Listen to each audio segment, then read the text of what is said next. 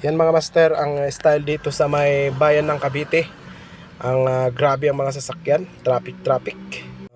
At siksikan pa sila oh. Oh, grabe yan oh. Oh, yan oh.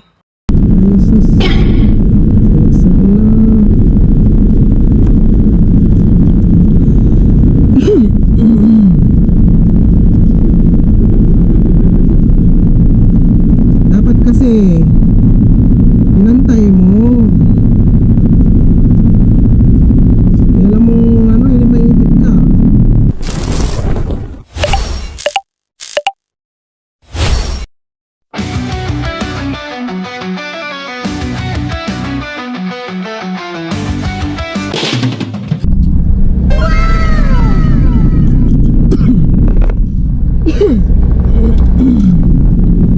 So yan guys, andito na tayo sa may Skyway, Manila.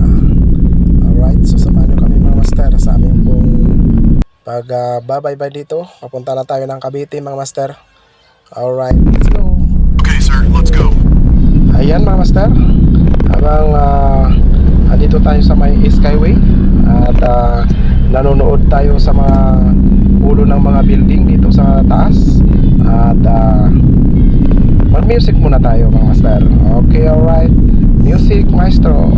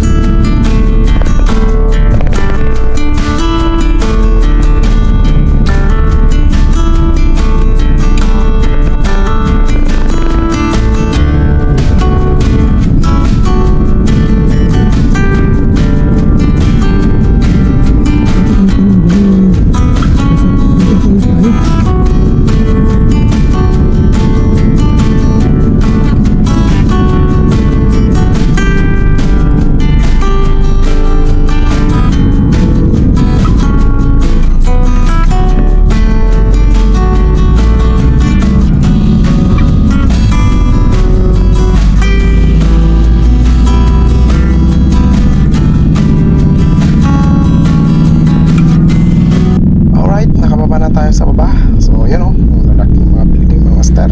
Sus, grabe. Ang gaganda naman ng building dito. Yan o.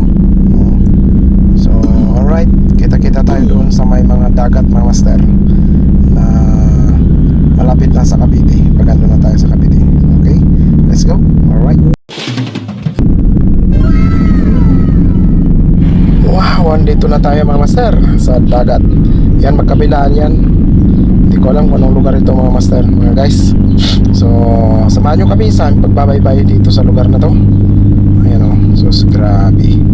Ang gaganda ng dagat dito. Pero andito tayo kasi sa loob ng van kaya hindi tayo makita. Yung motor sana itong dala natin ay kitang kita talaga tayo na nagra-rides dito sa may gilid ng dagat mga master. So alright, let's go. Gusto ko palang i-shout out yung mga taga Cavite. Ayan o, shout out sa mga taga Cavite. Alam ko may followers ako dito taga Cavite. So shout out po sa inyo lahat. At dito tayo sa may ng hindi ko alam kung Cavitex na ito mga master, mga guys. So malapit na tayo doon sa Cavite na ata na ito mga master. At papunta na tayo mga guys sa Tres Martes. Ayun. So kita-kita tayo doon mga master, mga guys, sa lugar na yon. So yan, andito kami sa may ano na ngayon. Ano na to? Toolkit mga master.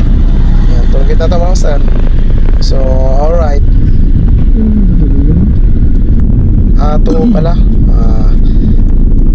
salamat naman at nakakuha na kami ng RFID doon sa para sa dito sa may expressway. Kahapon kumuha kami ng pang Deplex at saka Skyway. So kanina kumuha kami ng pang Inlex at saka EasyTex at saka Inlex. So yun, maganda. Tingnan nyo. Oops. Umangat kaagad, di ba mga master, mga guys. Yan ang kagandahan pag may RFID ang sasakyan. At siguraduhin mo mga master na may laman.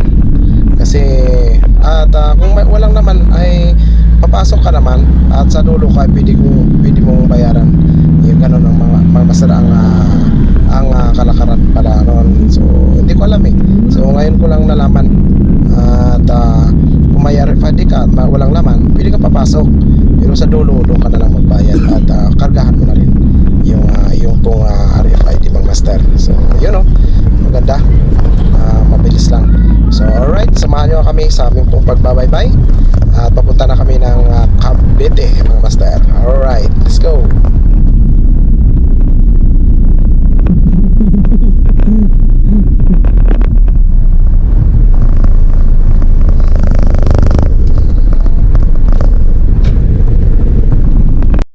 Wow, ano yan? Traffic ba yan mga master? Wow, traffic ito mga master O yun o. Wow. Ganito pala dito sa paglabas ng Cavitex. Ayun o. So, wow. Traffic mga master. Traffic. Alright.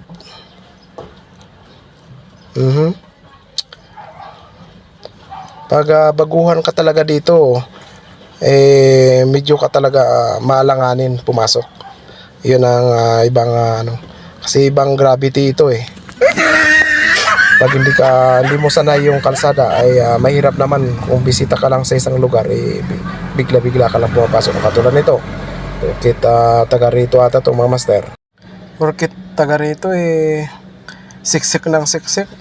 Siya din kaya ang pumunta sa atin sa Baguio, tingnan ko lang, o sa Pangasinan, baka takot din to pumasok pag iniipit ng tricycle. Ay nako, siksik ng siksik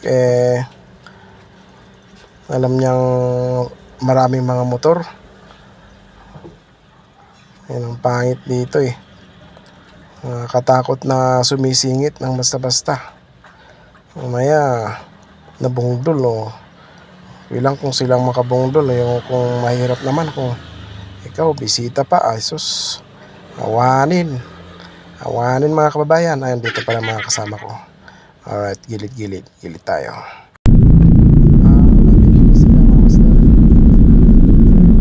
Okay, so antayin natin mga master.